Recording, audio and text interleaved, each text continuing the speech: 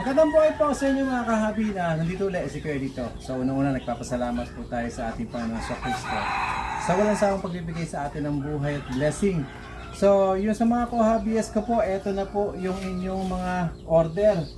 Actually, ang order na to ay para po kay Emil Miranda ng Mandaluyong. So Patrick Duarte ng Cagayan de Oro, George Andre ng Bacoor City, Dennis Banawa ng Pasay, Erwin Baynosa ng Bayanan Muntinlupa, Ferdinand Pailoga ng Ilocos City, Robert Abelyara ng Pangasinan at Mark Serrano ng Parañaque City. So ito po, actually ay ipapak ko na, then ipapadala sa inyo.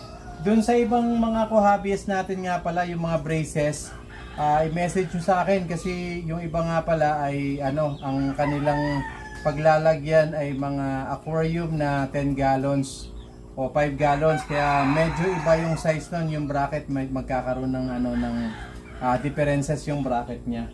So doon sa mga naka-bin, sakto lang po ito, yung mga bin na ipinakita kong model, yun din po ito. Yan mga kahabi, maraming salamat po sa walang sawa niyong pagsubaybay at pagtangkilik.